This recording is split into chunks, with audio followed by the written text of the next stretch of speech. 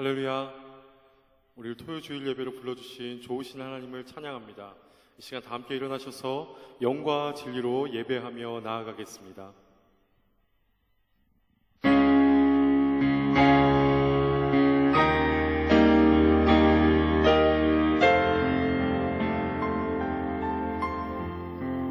주께서 높은 보좌에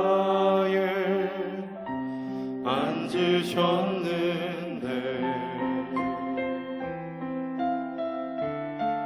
그 옷자락은 성전에 가득하도다.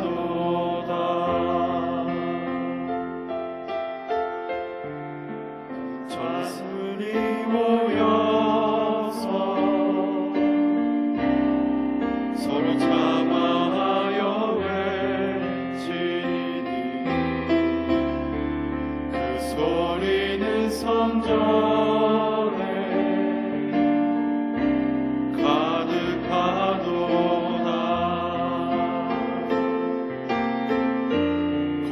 거룩하다. 거룩하다.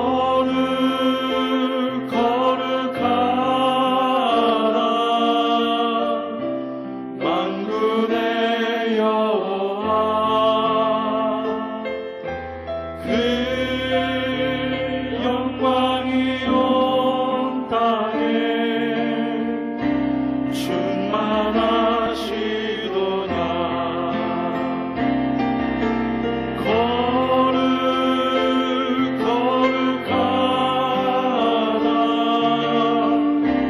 만군의 여호와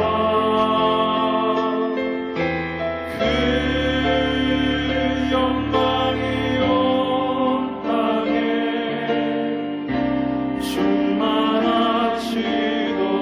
주님의 성령 내게 임하여 하늘의 영광 나타내게 하소서. 주님의 성령 내게 임하여 하늘의 영광 나타내게 주님의 성령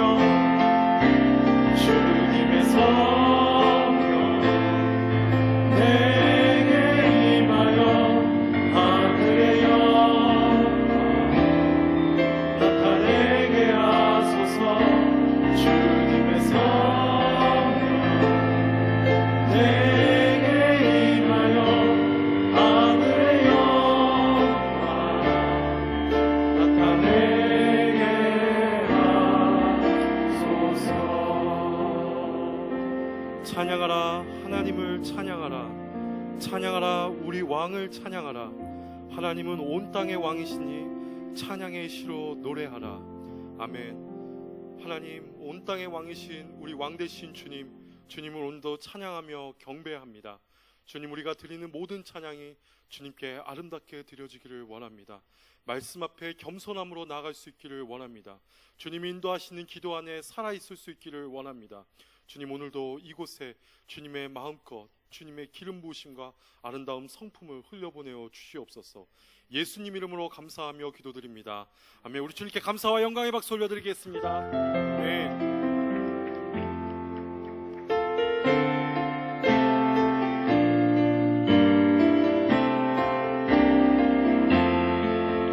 변찮는 주님의 사랑과 거룩한 보혈의 공로를 우리 다 찬양을 합시다. 주님을 만나볼 때까지 예수는 우리를 깨끗게 하시는 주시니 그의 피 우리를 눈보다 더 희게 하셨네. 우리를 깨끗게 합히니 무궁한 생명의 물이새 생명의 구원을 받은 자 하나님 찬양을 합시다. 예수는 우리를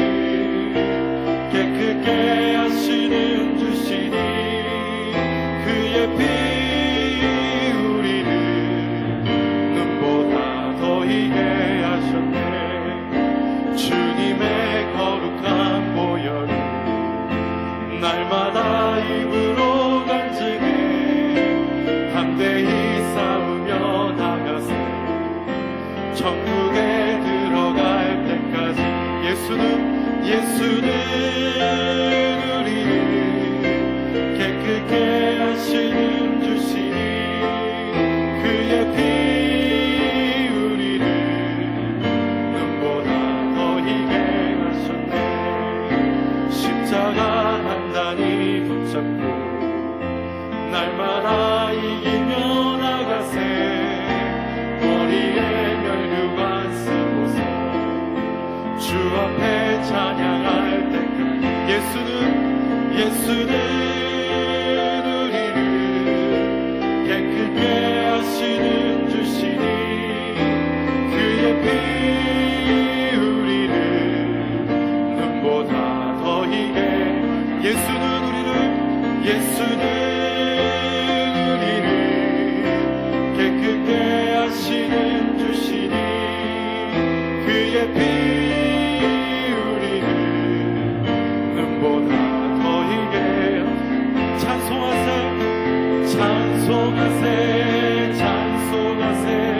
주님 나를 구하셨네. 찬송하세 주가 구원하셨네. 찬송하세 주님 나를 구하셨네. 찬송하세 주가 구원하셨네. 우리를 구원하신 주님께 다시 한번 찬송과 영광의 박수 올려드리겠습니다. 아멘. 다같이 자리에 앉아서 계속 찬양하며 나아가겠습니다.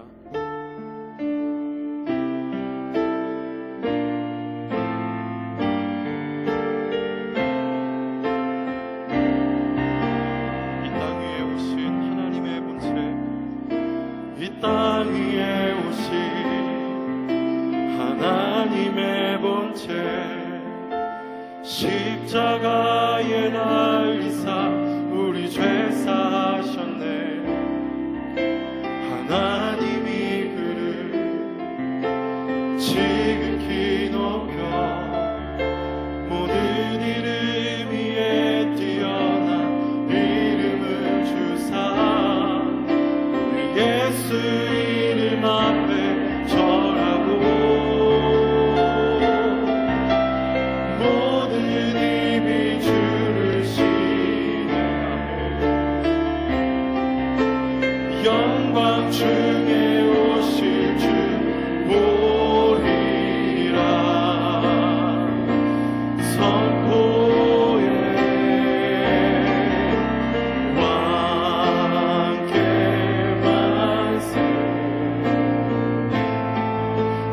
존귀와 위엄 찬양해. 왕의 왕께 만세 주 예수.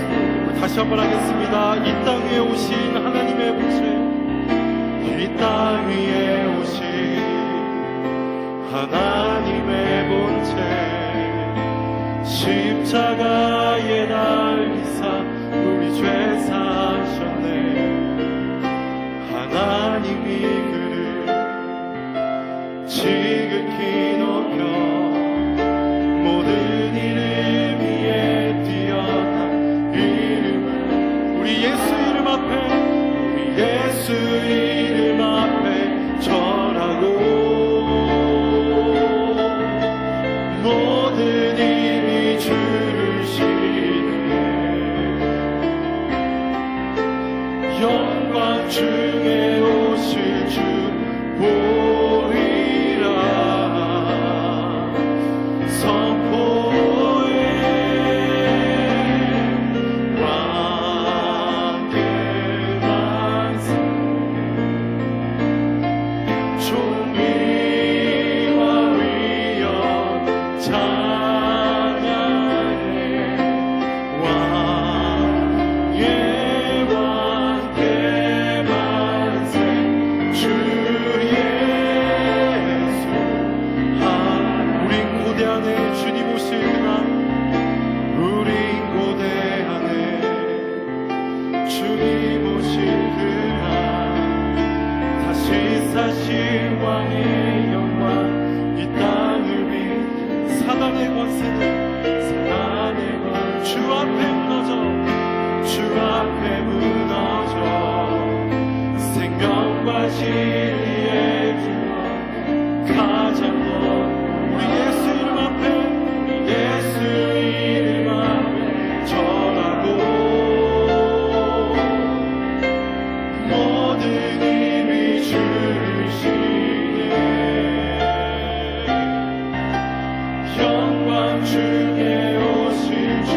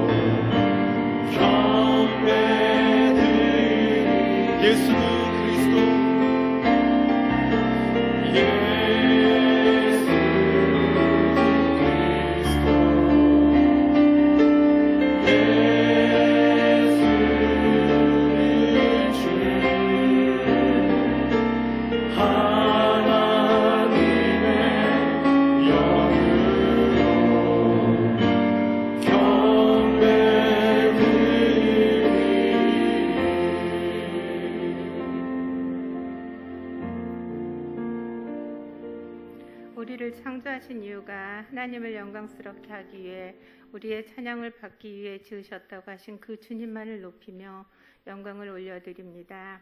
사랑하시는 주님, 코로나19 바이러스로 인해 우리의 삶이 그동안 깨닫지 못한 감사가 많았음에도 불구하고 불평만 하고 살았던 저희 모습을 보게 되었습니다. 사회적 거리두기로 성도 간, 이웃 간의 교제가 자유롭지 못한 이때에 코로나19를 넘어 주님께서 우리에게 말씀하시는 뜻을 알게 하시고 깨닫게 하셔서 하나님께서 이끌어 가실 큰 그림을 보게 하소서. 사랑하시는 주님, 코로나19로 인해 예배가 전처럼 자유롭지 못하지만 그래도 우리의 마음은 주님께서 주신 성령의 능력으로 주님만을 바라보며 마음껏 주님만을 찬양합니다. 우리의 기도를 들으시는 주님께 간구합니다.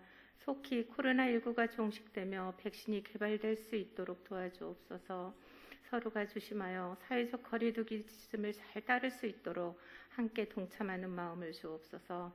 코로나19로 인해 고통받는 환자들과 유가족과 의료진들의 헌신을 주님께서 위로하시며 그들을 위로하여 주시기를 원합니다. 경제적으로 어려워지는 기업과 소상공인들, 직장인들의 앞날을 주님께서 주실 체험이 있기를 기도합니다. 온누리교회를 세워주신 주님, 이 시대의 큰 역할로 하나님 나라를 위해 헌신하는 성도들을 축복하소서. CGN TV를 미디어 선교의 으뜸이 되게 하시고 방송을 하는데 인도네시아, 일본 등 지사가 방송을 더 활발하게 할 수 있도록 도움의 손길을 보내주사 재정의 길이 열어지게 하옵소서. 열방에 파송된 선교사님들의 안전을 지켜주시고 선교사님 가정과 자녀들의 모든 필요를 채워주옵소서. 오늘 말씀을 전하시는 신동식 목사님께 성령으로 능력으로 덧입혀 주셔서 말씀을 대언하실 때 아멘으로 화답하며 우리의 삶이 주님께서 원하시는 인생으로 변하게 하옵소서. 회개하며 주님께 돌아가는 역사가 있게 하옵소서. 매번 반복하는 죄에서도 돌이켜 하나님 앞에 서 있는 코람되어 하나님을 만나게 하시고 하나님을 경외하며 이웃을 사랑하는 성도가 되어 먼저 믿는 자의 본이 되는 삶을 살아내는 복의 근원이 되게 하옵소서. 성도들의 믿음이 더욱 강건해져 이 어려움이 지난 다음 더욱 영적의 성정이 있기를 원합니다. 특히 차세대들의 신앙을 바로 세워갈 수 있는 부모 세대를 깨닫게 하여 주시고 가정 예배에 부응시켜 주셔서 가정이 살아야 나도 살고 자녀도 살고 사회가 변하는 촉진제가 되는 역할의 통로가 되게 하옵소서. 정치권 유정자들이 하나님을 알게 하시고 자신의 명예를 위해서가 아니라 진정 이 나라를 위해 헌신하는 자들이 있게 하옵소서. 남북 간 분쟁이 없이 평화가 있게 하시고 우리 민족이 하나 될 수 있도록 통일되게 도와주옵소서. 질병 중 암으로 고통받는 환우들을 돌아보사 피 묻은 손으로 안수하여 주옵소서. 모두가 경제가 어렵지만 더 어려운 이웃을 돌아볼 수 있는 마음을 주셔서 그들에게 하나님의 사랑을 전하는 사랑의 전도자가 되게 하옵소서. 우리를 구원하신 예수님의 이름으로 기도드립니다. 아멘.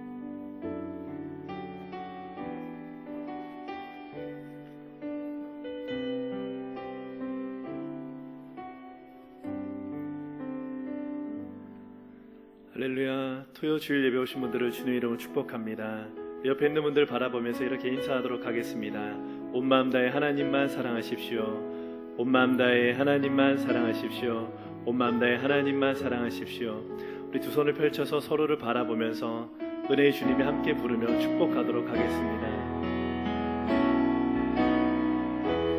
은혜의 주님이 당신을 축복하고 사랑의 주님이 함께 하시네. 은혜의 주님이 당신을 축복하고 사랑의 주님이 함께 하시네. 우리 마음을 손으로 놓고 한 번 더 축복합니다. 은혜의 주님이 내 삶을 축복하고 사랑의 주님이 함께 하시네. 은혜의 주님이 내 삶을 축복하고 사랑의 주님이 함께 하시네. 우리의 연애와 사랑을 주신 주님께 영광의 박수 올려드립니다. 아멘. 오늘 하나님 우리에게 주신 말씀을 함께 나누도록 하겠습니다. 우리말 성경 마태복음 3장 13절부터 17절까지 말씀입니다. 우리말 성경 마태복음 3장 13절부터 17절까지 말씀입니다.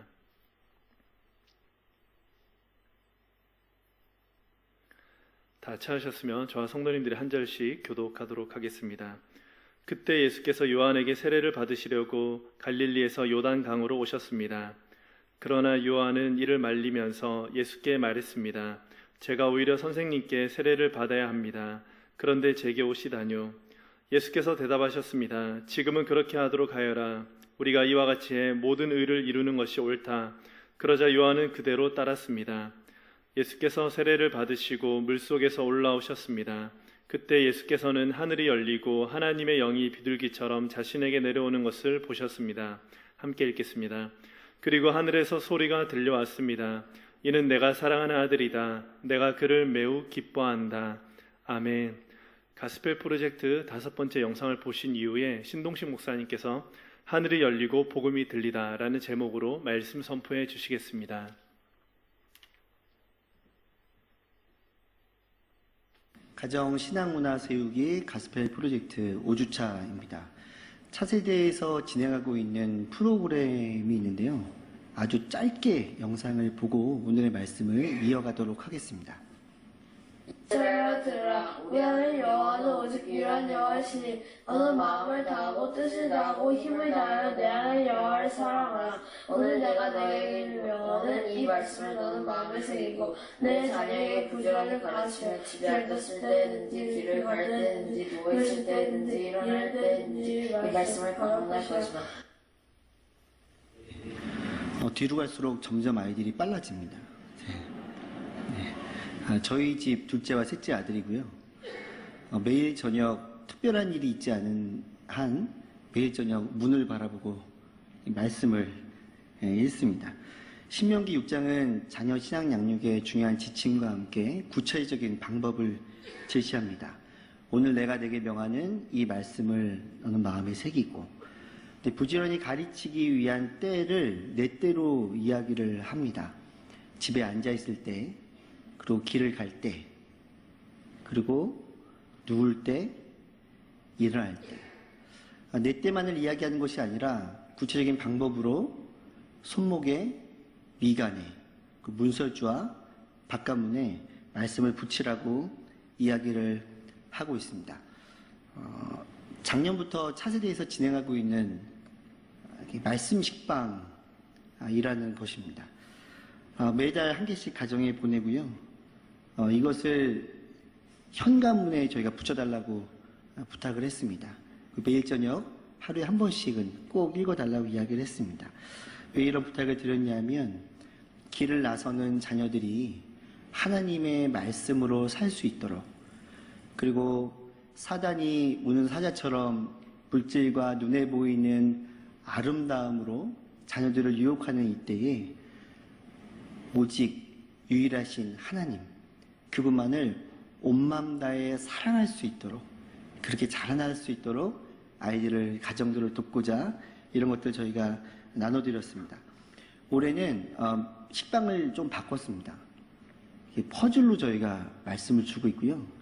1월 달부터 12월 달까지 말씀을 모으면 정말 큰 식빵이 됩니다. 매일 저녁 가족들과 함께 말씀을 읽으면서 유일하신 하나님 한 분만 온 마음 다해 섬길 수 있는 자녀들이 되기를 소망하는 마음이고, 또 하나는요, 먼 훗날 자녀들이 나이가 들고 어른이 된 이후에 식빵에다가 잼을 바르다가 식빵을 보면서도 어릴 때 보고 읽고 외웠던 말씀 식빵을 떠올려서 하나님의 영혼의 양식인 다시 말씀으로 돌아오기를 소망하는 마음에 나눠드리고 있습니다. 이번 주 가스펠 프로젝트 가정 소그룹을 소개하도록 하겠습니다. 이번 주는 세례받으시는 예수님과 예수님에게 들려왔던 하나님의 음성에 대한 이야기를 진행하게 됩니다. 예수님의 꿈아이의 가정은 비둘기를 오감을 이용해서, 촉감을 이용해서 그리게 됩니다. 그리고 따뜻한 목소리로 우리 친구들에게, 자녀들에게 하늘에서 들려왔던 그 사랑의 목소리를 그대로 들려주시면 참 좋겠습니다. 꿈이 자란 땅 친구들 가정은 하나님의 사랑을 깊이 느꼈을 때가 언제인지 부모님들께서 이야기를 해주시고, 또한 자녀들에게도 물어보셔서 들으시고 격려해 주시기를 부탁드립니다. 파워웨브는 하나님의 자녀로 말과 행동이 일치되기 위한 구체적인 실천을 어떻게 할 수 있는지, 그 또한 지난 한 주간을 돌아보며 하나님의 말씀, 하나님의 뜻대로 선택하였던 나의 삶은 무엇이 있었는지를 나눠주시기를 부탁을 드립니다. 마지막으로 지난주에 퀴즈를 드리지 못했는데요. 아쉬움을 표하시는 몇 분이 계셔서 퀴즈로 마무리를 하려고 합니다. 이 사람은 누구일까요? 엘리사벳의 아들입니다. 회개하라, 하늘나라가 가까이 왔다 외쳤던 사람입니다. 예수님께서 누구누구에게 세례를 받으셨습니다. 누구일까요? 1번 베드로, 2번 사도 요한, 3번 세례 요한, 4번 세례 요한. 누구일까요? 가정의 교회입니다. 감사합니다.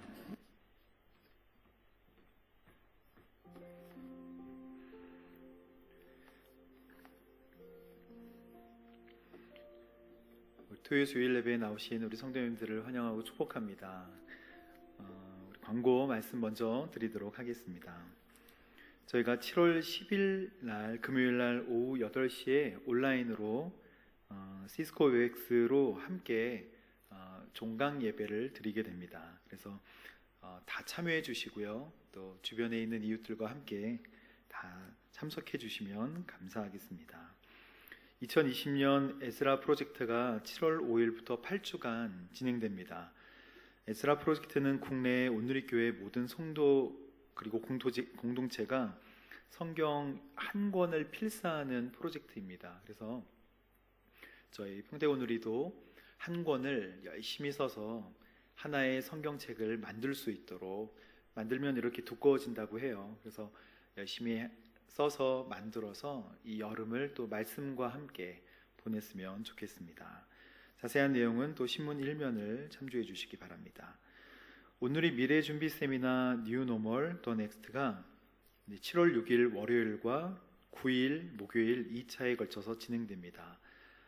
우리 온라인에서 150명, 500명까지, 오프라인은 150명 이렇게 함께 참석할 수 있으시니 같이 참석하셔서 미래에 어떤 시대가 열리고 또 저희 교회는 어떻게 대응하고 또 하나님 말씀을 어떻게 배워나가고 예배는 어떻게 드리면 좋은지에 대한 내용까지도 한번 예측해 볼 수 있었으면 좋겠습니다. 공동체 여름방학 특강이 7월 3일부터 온라인으로 진행됩니다. 성도님들께서 온누리교회 홈페이지에 들어가시면 홈페이지 메인 화면에서 이제 클릭해서 신청하실 수가 있고요. 그 클릭해 보면 안에 들어가면 80개나 되는 큰 여러 가지 강의들이 있는데 강의의 주제를 보시고 내가 듣고 싶은 강의에 클릭을 하셔서 이름을 써주시면 나중에 그 메일 주소, 그것을 들을 수 있는 그 웹 주소가 문자로 발송될 예정입니다. 이번 주일부터 그 미등록 교인들도 예약 사이트를 가입하고 또 이렇게 수기로 바로 예배를 드릴 수 있도록 시스템을 변경했습니다. 저희가 코로나 이후 직후에는 꼭 성도님들만 등록 성도님들만 들어올 수 있도록 했던 이유가 있는데요. 지금은 비등록 교인들도 와서 예배 드릴 수 있도록 하는 시스템으로 변경했으니까 주변에 알려주시고 복잡하거나 또 어려워서 교회를 못 오시는 분들이 없도록 서로 안내해 주시면 감사하겠습니다. 평택 온누리교회에 사역별 봉사자를 모집합니다. 섬김과 봉사가 결국에는 우리의 귀한 사역이 될 텐데 많이 동참해 주셔서 교회가 풍성하게 우리 성도님들이 예배 드릴 수 있도록 도와주시면 감사하겠습니다.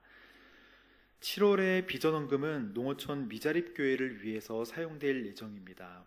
농어촌의 교회들은 굉장히 많이 어렵고 또 힘든 시기에 있습니다. 농촌과 어촌에 있는 많은 교회와 목회자들을 위해서 또 그의 자녀들을 위해서 잘 쓰임 받을 수 있도록 이 비전헌금에 동참해 주시면 감사하겠습니다. 이 시간 우리 나라 민족을 위해서 기도하기 전에 특별히 최근 국회의원에 의해서 발의된 차별금지법에 대해서 담임 목사님께서 한번 오늘 토요 주일 예배 오전에 설명을 좀 해주셨습니다. 저희 교회가 평등을 반대하는 것은 절대 아니죠. 이 사회가 평등할 수 있도록 곳곳에서 평등, 차별이 없는 사회로 가야 되는 것은 당연하고 꼭 해야 되는 일입니다. 하지만 차별금지법 안에 있는 몇몇 독소 조항들이 특별히 성을 선택할 수 있는, 그래서 성적 지향을 인정하는 이 항목들이 들어오게 되면 이제 교회가 어려워지는 것은 물론이고 저희 모든 사회가 어지러워지기 때문에 이 조항에 대해서 반대하는 교회의 성명을 저희는 분명하게 내었습니다. 생물학적으로 성을 선택할 수 없죠. 그리고 이제 북미 지역이나 유럽 지역에서 지금 이 성의 선택 때문에 나오는 어려운 문제들 때문에 사실 사회가 어려워지고 있는 것은 지금 저희가 겪고 있는 실제적인 문제입니다. 화장실에 남녀 화장실이 없고 공용 화장실이 생기고 탈의실도 마찬가지로 공용, 그리고 아이를 이제 태어나서 신생아에 남자와 여자 아이의 성별을 넣으려고 할 때 부모가 언노운이라고 본인이 성을 선택할 수 있게 할 것이라는, 어떻게 보면 젠틀한 것 같이 보이지만 이 모든 것들을 사실 평등의 문제에 넣기에는 어려운 문제입니다. 옳고 그름의 영역에 있는 것들을 가져다가 평등, 차별에 대한 문제로 가져오게 되면 은근슬쩍 가져오게 되는 것이고, 이것은 우리 사회뿐만 아니라 우리 자녀들에게 엄청난 재앙으로 다가올 게 분명하다는 것이죠. 그래서 사회에 혼란을 가져올 수 있는 차별금지법을 막아야 되고, 또 상정이 된다면 담임 목사님께서 국회 앞에서 시위하시겠다고 까지도 말씀하셨어요. 사랑하는 여러분, 우리가 이 문제에 있어서 어디 나가고 안 나가고 이런 중요한 것이 아니라 기도해야 할 때입니다. 이 유엔에서 이 유엔 인권위원회가 권장한다고 해서 저희가 권장할 수 있는 내용이 아니라는 것입니다. 많은 다수가 진리라고 해서 그것이 다 진리는 아닌 것이죠. 하나님께서 진리라고 하신 것만 진리로 믿고, 그리고 그렇지 않은 것들은 우리가 정말 기도하면서 또 하나님의 뜻을 구하는, 열심히 기도하여서 우리 다음 세대를 준비하는 거룩한 저희들이 됐으면 좋겠습니다. 그래서 함께 이 시간 기도할 때 창조의 질서가 회복되는 나라와 민족 될 수 있도록 주님 인도하여 주옵소서. 코로나19 재난을 속히 종식시켜 주시되, 특별히 하나님, 우리가 회개할 때, 하나님 앞에 온전히 무릎 꿇고 회개할 때 하나님 한순간에 종식시켜 주실 줄로 믿사오니 그 믿음 가지고 기도하게 하여 주옵소서. 가정과 자녀에서 가정 안에 있는 자녀들이 보호받지 못하는 엄청난 죄악들이 멈춰지게 하여 주옵소서. 잘못된 사상과 가치관이 끊어지게 하시고, 또 바벨탑과 같은 영적 교만들이 끊어지게 하여 주시옵소서. 그래서 우리가 하나님 앞에 온전히 바로 서는 거룩한 나라와 민족이 될 수 있도록 주님 인도하여 주옵소서. 우리 함께 기도하도록 하겠습니다. 하나님 아버지, 감사합니다. 나라와 민족과 교회와 성도를 위해서 기도할 때 하나님 아버지, 이 나라와 이 땅에 아버지 하나님 죄악을 끊어주시고, 하나님 올바른 가치관과 올바른 사상과 하나님 올바른 아버지 내용과 생각으로 주님 앞에 바로 설 수 있도록 주님 인도하여 주옵소서. 코로나19 재앙을 속히 멈춰주시고 하나님께 회개하는 저희들 될 수 있도록 인도하여 주셔서 이 7월과 8월, 9월 하나님 2020년 하나님께서 선물로 주신 날들이 하나님 일상을 회복하는, 하나님께서 주신 일상들을 회복하는 하나님 귀한 날이 될 수 있도록 주여 저희들에게 은혜를 더하여 주옵소서. 불쌍히 여겨 주옵소서. 하나님 아버지 하시면, 한순간에 말씀하시면 다 멈춰질 줄로 믿습니다. 주여 하나님, 우리가 죄악된 세상이 되지 않도록 하나님 잘못된 사상과 가치관에 대해서는 올바로 기도하고 또 막아낼 수 있는 힘과 능력을 더하여 주옵소서. 아버지 하나님, 불쌍히 여겨주시고 저희들을 통하여서 하나님의 일들이, 저희들을 통하여서 하나님의 역사가 온전히 이루어지는 거룩한 나라와 민족과 교회와 성도 될 수 있도록 주님 인도하여 주옵소서. 하나님 아버지, 이 나라와 이 땅 사랑하여 주시고 이 민족과 교회와 성도를 붙들어 주옵소서. 하나님께서 하지 말라고 하시는 것은 하지 않고, 죄라고 하신 것은 건드리지 않으며, 하나님 말씀대로 살아가는 거룩한 민족과 나라 백성 될 수 있도록 인도하여 주옵소서. 하나님 아버지, 우리를 보호하사 불쌍히 여겨주시고 우리의 죄악과 영적 교만을 하나님 물리쳐 주시며, 하나님 앞에 무릎 꿇고 온전히 회개할 때 하나님 한순간에 말씀하시면 회복될 줄로 믿사오니 주님, 저희들을 회복시켜 주시고 주님 앞에 온전히 무릎 꿇는 저희들을 불쌍히 여겨 주옵소서. 온 교회와 온 성도가 무릎 꿇고 회개하며 주님 앞에 나가기 원합니다. 인도하여 주시고 주님, 우리 붙잡아 주옵소서. 감사드리며 예수님의 이름으로 기도합니다. 아멘.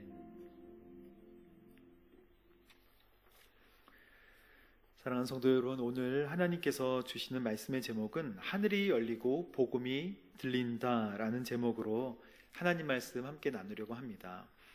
하늘이 열리고 복음이 들린다. 하늘이 열리면 하나님의 성령님이 우리에게 임하시는 거예요. 그러면 하나님의 음성이 들리게 되는 것입니다. 오늘 말씀 중에 나오는 이 세례 요한 이야기에 전반적으로 이 내용들을 함께 나누고자 하면 우리가 두 가지로 요약할 수 있는데, 하나는 정말 우리가 하나님 앞에 온전히 회개해야 한다라는 것과, 또 한 가지는 하나님 앞에 성령의 세례를 사모하며 구하는 저희들이 되어야 된다라고 오늘 말씀을 요약할 수 있겠습니다. 성도 여러분, 세례는 물에 잠기는 것이죠. 물을 뿌리기도 하지만 원래 침례를 세례라고 하죠. 그래서 물에 잠기는 것은 죽는 것을 의미합니다. 물에 푹 잠기니까. 물속으로 들어가는 것은 죽음을 의미하고, 물속에서 나오는 것은 살아나는 것을 의미해요. 그래서 주님과 함께 죽고 주님과 함께 사는 거예요. 이 세례입니다. 내가 그리스도와 함께 십자가에 못 박혔나니 그런즉 이제는 내가 산 것이 아니요 오직 내 안에 그리스도 예수께서 사시는 것이라. 이제 내가 사는 것은, 한번 읽어볼까요? 이제 내가 사는 것은, 육체 가운데 사는 것은 나를 사랑하사 나를 위하여 자기 자신을 버리신 하나님의 아들을 믿는 믿음 안에 사는 것이다. 이 말씀을 찬찬히 살펴보면 오늘 말씀에 우리가 나눠야 될 내용들이 다 들어있어요. 주님과 함께 죽었으니 주님과 함께 다시 사는데, 우리의 인생은 주님과 함께 더불어 사는 제2의 인생이 되어야 된다는 것입니다. 제2의 인생을 살았던 사람이 있죠. 태어날 때부터 예수님께 준비된 사람이 있어요. 누군가 내 인생은 다른 사람을 위한 것이었다라고 얘기하면 우리가 불쌍히 볼 수도 있을 것 같아요. 누군가 내 인생은 완전히 다른 사람을 위한 인생이었어. 나의 인생은 없었어. 그렇겠죠. 자신의 인생을 살아야지. 너의 삶을 살아라. 이렇게 얘기하는 것이 참 좋은 말입니다. 하지만 만약 그분이 이 세상을 구원하는 진짜 메시아라면 그것만큼 영광스러운 일이 있겠습니까? 광야의 소리 또는 심부름꾼이라고 별명을 가지고 살았던 사람이 있는데, 가장 영광스럽게 살았던 세례 요한이에요. 이 세례 요한은 멋지지 않았어요. 그냥 광야에서 외쳤습니다. 회개하라. 하늘나라가 가까이 왔다. 예수님 회개하라. 천국이 가까웠다. 선포하실 때 먼저 선포하신 거예요. 세례 요한은 요단강 전역을 두루 다니면서 죄 용서를 위한 회개의 세례를 막 선포했습니다. 말씀 한번 읽어볼까요? 그는 요단강 전역을 두루 다니며 죄 용서를 위한 회개의 세례를 전파했습니다. 아주 작은 부분만 간 게 아니라 요단강 전역을 다니면서 회개하라, 천국이 가까웠느니라, 회개하라, 천국이 가까웠느니라. 근데 멋진 양복을 입고 얘기한 게 아니라 그 약대 털옷과 또 가죽띠를, 그리고 메뚜기와 석청을 먹으면서, 들꿀을 먹으면서 했는데, 사가랴의 아들이잖아요. 제사장의 아들이었고, 그리고 운둔하면서 광야에 살면서 어느 날 갑자기 이제 하나님의 때에 회개하라, 천국이 가까웠느니라, 회개하라, 하나님 나라가 가까이 왔느니라 라고 얘기하니까 사람들이 뭐야 이러지 않았어요. 여러분, 홍수 날 때 마실 물이 없듯이 물은 많은데 맑은 물이 없는 거예요. 이런 시대였던 거예요. 엄청나게 많은 사람들과 엄청나게 많은 사상과 엄청나게 많은 가치관을 가지고 살아가던 사람들, 하늘나라가 가까이 왔다라고 선포하니까 사람들이 웅성웅성 모여들기 시작한 것이죠. 요단강, 특별히 베다니 지역에 선포를 막 하는데 사람들이 구름대 같이 몰려와서 아마 그 얘기를 들었을 거예요. 세례 요한이 선포한 내용은 한 가지입니다. 사람들이 물어봤어요. 당신은 누구십니까? 당신은 도대체 뭐 하길래, 뭐 하는 사람이길래 이런 얘기를 선포하는 것입니까? 라고 궁금해가지고 많은 사람들이 세례 요한한테 물어봅니다. 세례 요한은 이렇게 얘기해요. 나는 그리스도가 아니요. 누가 물어봤나요? 나는 그리스도가 아니요. 그리스도는 메시아란 뜻이에요. 기름 부음을 받은 자. 그래서 기름 부음을 받는 사람은 선지자나 왕이나 기름 부음을 받아서 세우는 것입니다. 메시아도 기름 부음. 나는 그리스도가 아니요. 세례 요한은 핵심 메시지가 나는 중요하지 않다. 나는 중요하지 않고 내 뒤를 보아라 이거예요. 그의 인생이 참 고귀한 인생이었는데 자기는 드러내지 않고 나는 중요하지 않아요. 내 뒤를 보십시오. 그는 메시아의 길을 예비해야 하는 자기의 사명을 분명히 인식했어요. 그리고 회개의 물 세례보다 성령과 불로 세례를 주시는 예수님을 바라볼 수 있도록 많은 사람들에게 안내를 했던 사람입니다. 세례 요한과 같이 주님을 평탄케 하는 높은 산은 깎아내고 골짜기는 메꿔서 나는 평탄케 한다. 이사야가 그렇게 예언했거든요. 세례 요한을. 그래서 높은 산은 깎아내고 골짜기는 메꿔서 그의 길을 평탄케 하는 나의 역할을 다 감당하려고 한다. 라고 하는 세례 요한을 사람들은 신기해하면서 따라왔습니다. 요한은 사람들에게 요한복음에 이렇게 요한 사도가 볼 때 요한 세례 요한이 이렇게 얘기를 했어요. 나는 소리요. 나는 광야에서 외치는 자의 소리다. 여러분, 소리는 없어지는 거예요. 소리는 들리면 없어지잖아요. 메시지를 주고 없어져요. 자기는 없어지는 소리와 같다는 거예요.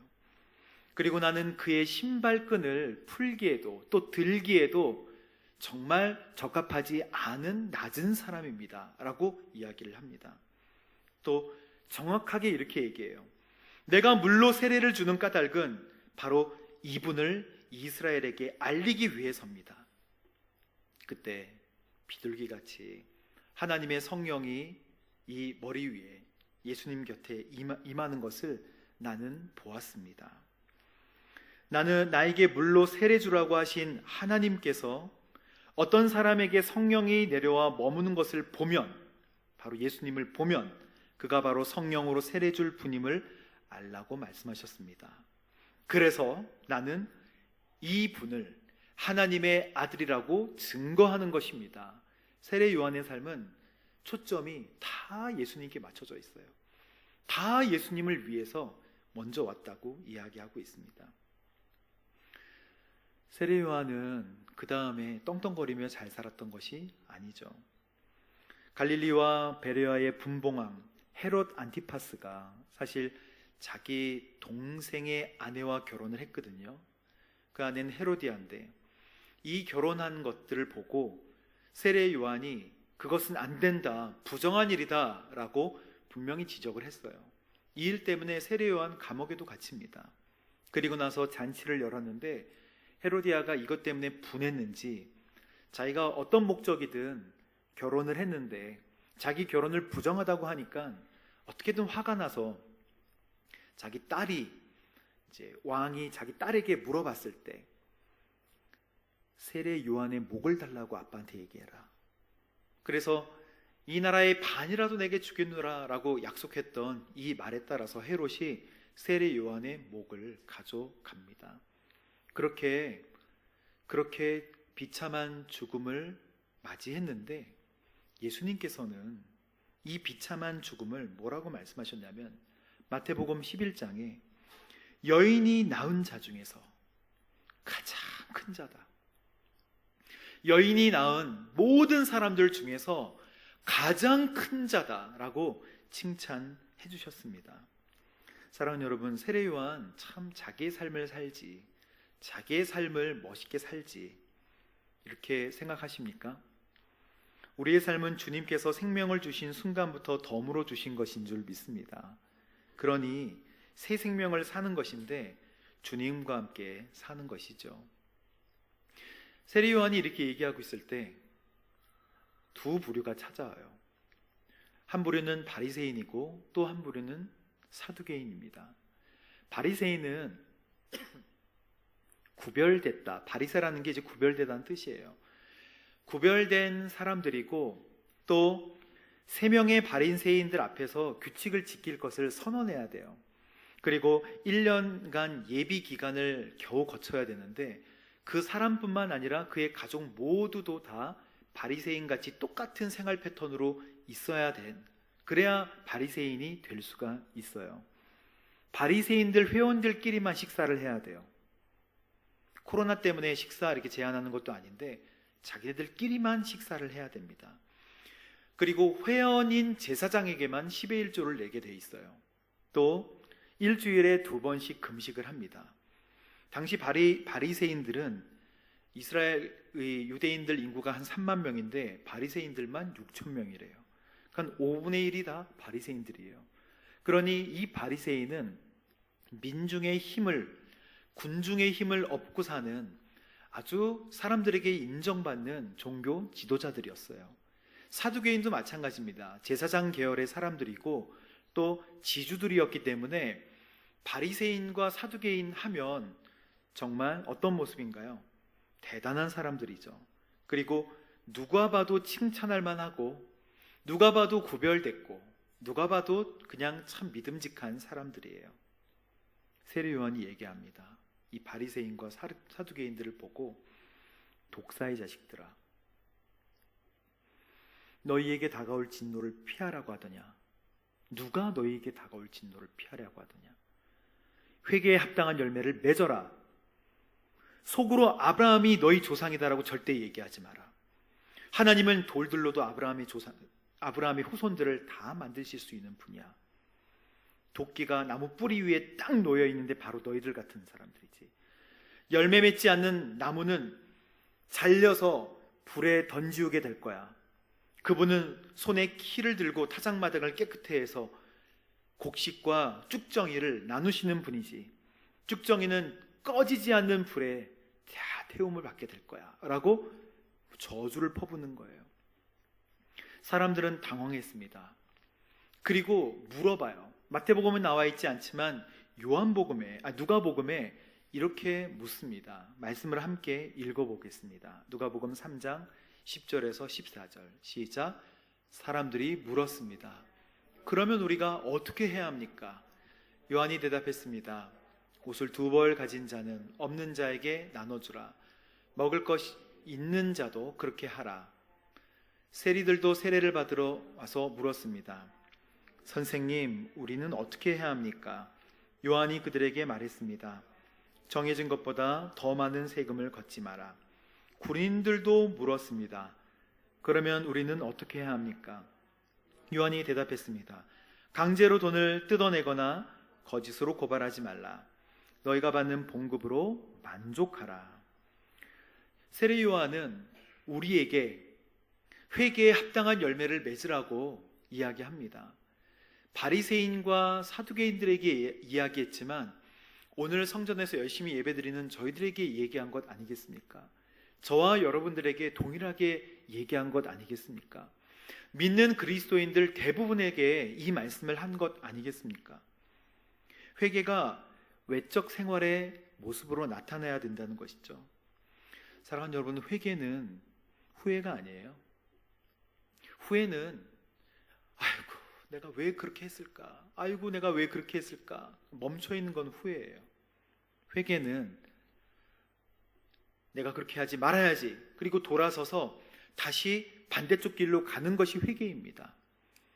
그러니 회개는 멈춰있거나 후회하는 것이 아니라는 거예요.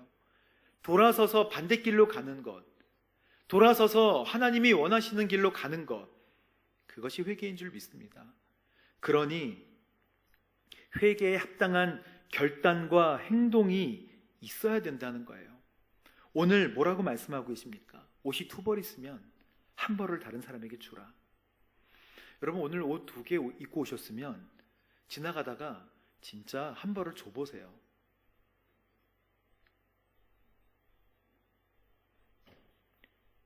받을까요? 안 받을까요? 하나님 말씀대로 문자적인 말씀이 아니지요 이렇게 얘기하실 수도 있어요.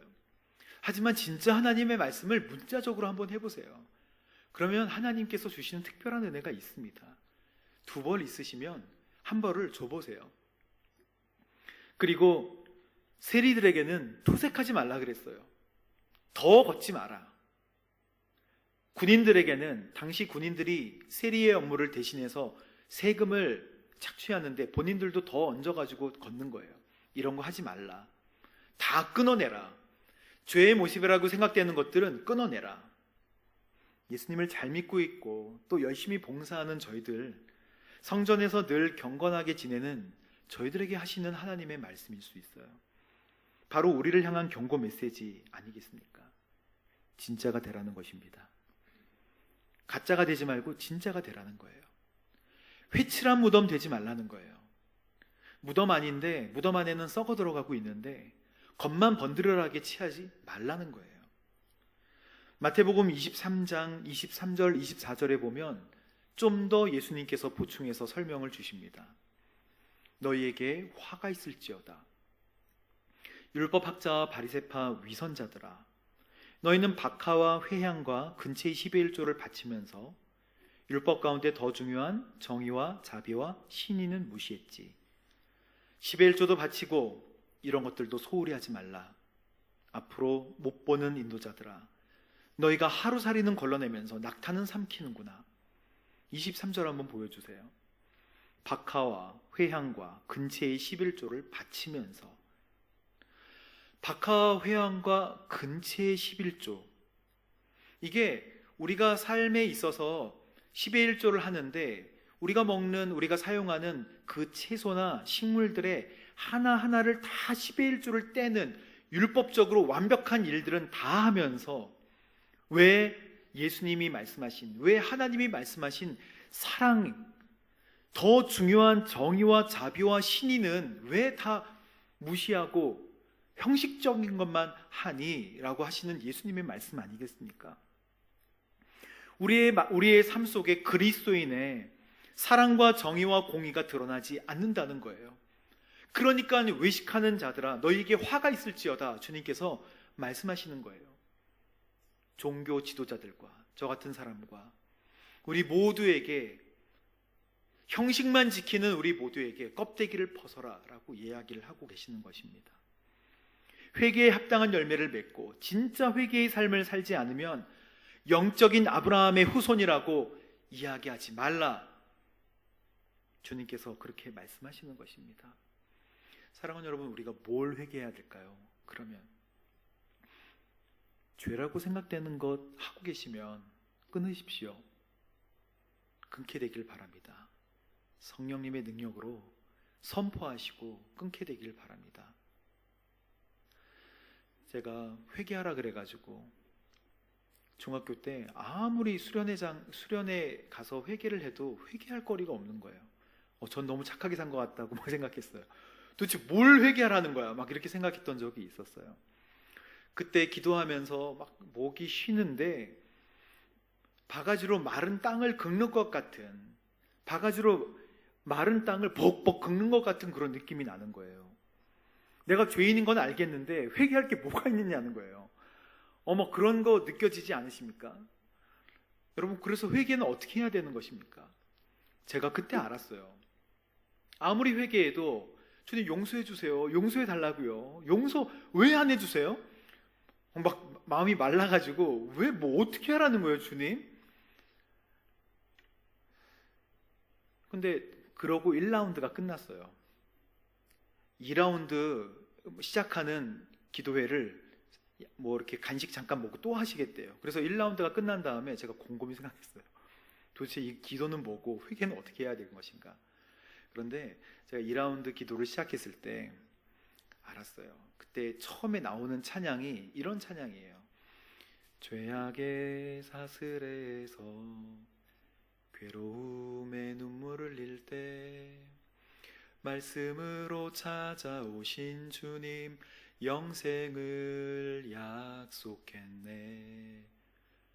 너무 옛날 찬양이라 잘 모르시겠지만 이게 죄악의 사슬에서 괴로움에 눈물을 흘릴 때 말씀으로 찾아오신 주님 영생을 약속했네.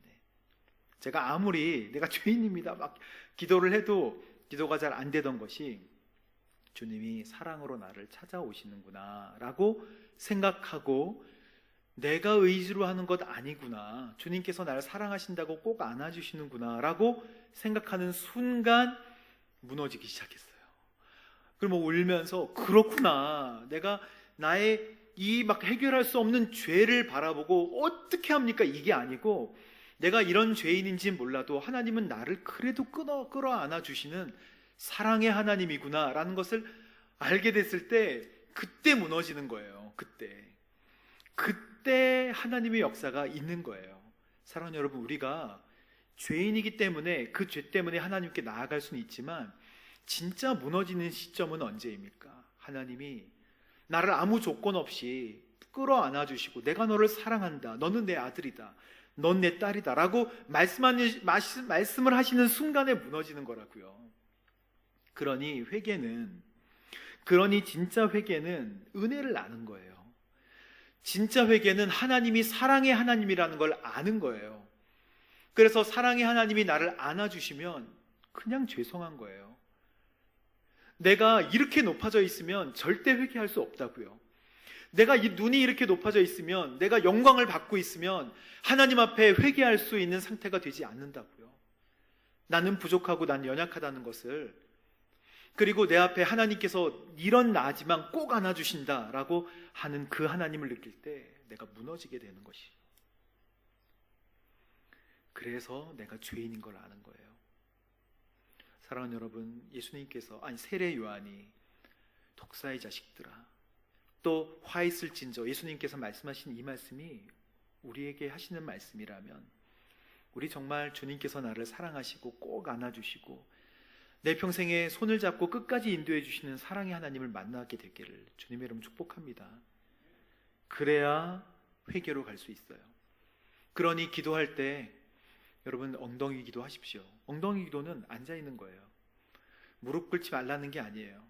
시간을 하나님께 절대적인 시간을 가져가라는 것입니다. 그래서 기도해 보세요. 졸기도 하죠. 집중이 안 되기도 하죠. 하지만 어느 순간에 하나님께서 말씀하여 주십니다. 내가 너를 사랑한다. 그럴 때 그냥 무너지는 거예요. 내 죄 오목조목 다 얘기하다가 무너지는 게 아니라 주님, 그 크신 주님께서 나에게 오신 것이 감사한 것이죠. 제가 교도소 사역을 할 때 그 많은 재소자들이 뛰어난 머리를 가지고 범죄를 하다가 오신 거 아니겠어요? 그래서 보통 사람들보다 훨씬 더 머리가 좋으세요. 치밀하게 범죄를 계획하고 하시다가 오셨죠. 그래서 우리가 교육하다가 이렇게 말씀 전하고 가끔 교육하다 보면 간증문 써서 내라 할 때가 있어요. 그러면 그분들 어쩔 때는 그렇게 얘기하십니다. 목사님, 어떻게 간증문을 써드릴까요? 은혜 받은 모드로 써드릴까요? 아니면 어떤 모드로 써드릴까요? 그분들이 머리가 너무 좋으시니까 간증도 은혜롭게 잘 쓰세요. 그러니 마음에서 우러나는 간증문들은 아니겠죠. 그동안 많은 사람들이 이 신앙교육을 하러 왔을 때 벌써 다 익히신 거예요. 어떻게 하면 이분이 나에게 좋은 것을 주시겠구나, 어떻게 하면 간증문을 은혜롭게 읽겠구나, 다 알아요. 그런 분들이 모여서 같이 교육을 1:1, 우리 온누리에서 하는 1:1 양육을 받고 있는데 이분들이 마음을 쉽게 열진 않아요. 간증문 원하는 대로 다 써주겠다는 거예요. 근데 어느 순간에 이제 이분들이 무너지는 시점이 있어요. 그건 뭐냐면, 복음에도 무너지지만 나는 여기에 있는데 수주 동안, 몇 주 동안 계속 나를 위해서 오는 양육자를 보고 왜 나를 위해서 계속 오십니까? 이거예요. 왜 이 자리까지 나를 위해서 찾아오시나요? 교도소는 특성상 2:1로 해요. 2명 이제 1:1은 위험하기 때문에 2:1로, 해쳐서 그런 게 아니라 감정의 이입이 그렇게 되기 때문에 2:1로 하는데, 한 사람이 면회 가서 이렇게 자리에 없을 때 솔직하게 이제 얘기할 수 있는 시간이 가끔 나거든요. 그때 왜 나를 위해 오십니까? 왜 나를 위해 여기까지 계속 오시는 거예요? 내가 그렇게 욕하고 마음 안 열었는데 왜 나에게 찾아오시는 거예요? 그러다가 눈물 흘리면서 무너지는 거예요. 그 사랑에. 그 자리까지 계속 그냥 와주는 걸로 감사해서. 그러니 낮은 곳까지 오신 예수님, 지금 이 낮은 곳까지 오셔서 그 낮은 곳에서 세례를 받으신 그 예수님을 우리가 만날 때 그분이 세상을 창조하시는 하나님인 것을 느낄 때 우리에게 은혜가 안 될 수가 없죠. 예수님께서는 유대 땅 베들레헴에서 아주 낮은 곳에서 태어나셨잖아요. 그리고 낮은 사람들만 만나시고 이 공생애를 시작하시기 전에 베단이라는 그 요단강 지역도 베레아 요단 동편에 사마리아를 지나가지 않으니까 요단 동편으로 이렇게 둘러서 오는데 예루살렘으로 가면 반드시 통과해야 되는 지역 중에 하나였어요. 그런데 가난한 지역입니다. 가난한 사람들이 몰려있는 곳이에요. 그곳으로 가셔서 세례를 받으십니다. 그리고 예루살렘으로 오셔서 또 말씀을 선포하시고 또 갈릴리 지방으로 올라가셨다가 또 내려오셔서 선포하시고 올라가시고 이것을 3번, 3년 동안 반복을 하신 거예요. 그리고 4번째 유월절을 지키러 오실 때 그때 돌아가신 것이죠. 그러니 가난하고 어려운 사람들만 만나러 예수님께서는 계속 시장에서 많은 사람들을 만나러 계속 그의 삶을 낮은 곳, 더 낮은 곳. 그래서 예수님 결국 죽으러 오신 거예요. 우리의 죄의 문제를 해결해 주시려고 죽으러 오신 것이죠. 예수님이 세례를 받으실 때 세례 받을 필요 없으셨어요. 왜냐? 세례는 죄인들이 받는 거예요. 죄를 회개하고 그리고 세례를 받는 것이거든요. 그래서 세례를 받을 때 죄사함을 얻게 하는 세례를 받으라라고 선포했어요. 근데 예수님이 거기에 머리를 디미십니다. 나에게 세례를 주라. 세례 요한이 깜짝 놀래요. 제가 당신께 세례를 받아야 되는데 왜 저에게 세례를 달라고 하십니까? 이것으로 하나님의 의를 이루게 하자. 그렇게 하라. 예수님 그렇게 낮아지신 거예요. 우리 죄가 없으시지만 죄가 없으신 예수님이 십자가에 달려 죽으시잖아요. 죄가 없으신 예수님이 십자가에 달려 죽으신 것은 사랑이고 우리를 향한 하나님의 의를 이루기 위한 것 아니겠습니까? 죄가 없으신 예수님이 머리를 숙여 세례 물속으로 들어가십니다. 죄가 없으셔서 세례를 받으실 필요가 없지만 하나님의 의를 이루기 위해서 그 자리까지 또 낮아지시는 거예요. 그래서 물속으로 금방 나오셨어요. 왜냐하면 물속으로 들어가서 거기서 죄의 고백을 하거든요. 나는 이러이러한 죄를 지었고 이러이러한 죄를 회개합니다 라고 하는 게 있는데 예수님 죄가 없으시니까 금방 나오셨어요. 그때 하늘이 열립니다. 그리고 하늘에서 하나님께서 말씀하시죠. 내 사랑하는 자다. 내가 그를 너무너무 기뻐한다. 그리고 성령 충만한 성령의 비둘기같이 임하시는 그 역사가 그 위에 가득한 것을 많은 사람들이 다 보게 되었어요. 사랑하는 여러분, 성령 충만함. 이 성령 충만함이 예수님께 있은 다음부터 이 주님의 삶은 완전히 바뀌십니다. 공생의 첫 세례지만 성령 충만이 있은 다음부터는 이제는 많은 사람들을 살리고 세우고 귀신을 쫓아내며 그리고 병든 사람들을 낫게 하는 모든 하나님의 역사가 일어나는 거예요. 베드로도 마찬가지예요. 성령 충만의 역사가 있었을 때 그의 삶이 완전히 바뀌어집니다. 베드로 어땠어요? 오순절에 강하고 급한 바람, 성령의 임하심을 경험한 다음에 숨어있던 제자들이 바깥으로 나옵니다. 그래서 세술에 취한 것 같이 얘기를 하는데 베드로가 목소리 높여서 선포해요. 유엘의 선지자의 예언과 함께 나사렛 예수는 죽었다가 사셨습니다. 막 선포를 하기 시작해요. 그 전에 선포는 사람들이 귀 기울여 듣지 않았는데 그분이 사셨습니다. 그분은 죽었다가 우리를 위해서 죽으시고 사셔서 지금 하늘로 올라가셔서 이 시간도 다스리고 통치하고 계십니다 라고 막 선포하니까 사람들이 그러면 우리가 어떻게 해야 됩니까? 라고 막 떨어요. 그러면 우리가 어떻게 해야 됩니까? 베드로가 선포합니다. 회개하십시오. 그리고 여러분의 죄를 용서함 받기 위해 예수님의 이름으로 세례를 받으십시오. 그러면 성령을 선물로 주실 것입니다. 말씀 막 선포하는 거예요. 회개의 세례를 받으십시오. 하나님께 죄를 용서함 받기 위해 예수님의 이름으로 세례를 받으십시오. 그러면 여러분이 성령을 선물로 받게 될 것입니다. 이 약속은 여러분뿐만이 아닙니다. 여러분의 자녀에게도 다 해당되는 약속입니다 라고 베드로가 막 설명을 해줘요. 모든 사람, 모든 시대에게 부어지는 것입니다. 악한 세대로부터 구원을 받으십시오 하니까 사람들이 세례를 받기 시작해요. 그리고 나서 사람들이 울고 자기의 죄를 막 고백하고 회개합니다. 그래서 사도행전 이 말씀에 2장에 믿는 사람의 숫자가 이날 3,000명이나 더했다. 신앙생활이 피곤하다는 것은 성령님이 멀어졌다는 거예요. 신앙생활이 힘들다는 것은 우리의 의지로 신앙생활을 하기 때문에 그래요. 사람이 하는 일은 탈진합니다. 보상이 있어야 되고 그 사람의 지위와 권위가 세워져야 일할 수 있게 돼요. 하지만 하늘이 열리고 성령님이 말씀하시면 성령의 능력으로 모든 일을 감당할 줄로 믿습니다. 여러분, 성령 충만의 방법은 여러 가지예요. 하지만 한 가지만 우리 기억하십시오. 예수 그리스도를 주와 구세주로 받아들이는 거예요. 그리고 죄를 버리고 하나님께 온전히 순종하십시오. 그리고 성령 충만 받기를 간절히 사모하십시오.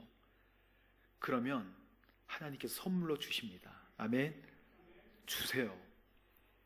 성령 세례를 받아야 됩니다. 이것은 생득권이에요. 믿는 그리스도인이면 다 받아야 되는 것입니다. 하나님이 성령 세례를 준비하고 계세요. 성령 세례를 받아야 된다라고 사도행전 1장 5절에 말씀하고 계세요. 사랑하는 여러분, 저와 여러분이 이렇게 성령 충만한, 그래서 하나님께서 말씀하시는 사역을 감당하는 저 여러분 되시기를 주님의 이름으로 축복합니다. 이 말씀을 꼭 기억하고 기도하는 거룩한 한 주 되기를 주님의 이름으로 축복합니다. 함께 이 시간 기도하도록 하겠습니다. 하나님 아버지, 감사합니다. 하나님께서 저희들에게 말씀하신 회개함과 또 성령 충만함을 잃지 않고 그대로 살아갈 수 있도록 인도하여 주옵소서. 하나님의 아들이 세례를 받으시고 또 낮아지신 것처럼 우리도 겸손과 순종으로 주님 앞에 나아갈 수 있도록 주님 인도하여 주옵소서. 예수님의 이름으로 기도합니다. 아멘. 시간 다 같이 자리에 일어나셔서 봉헌 찬양하시도록 하겠습니다.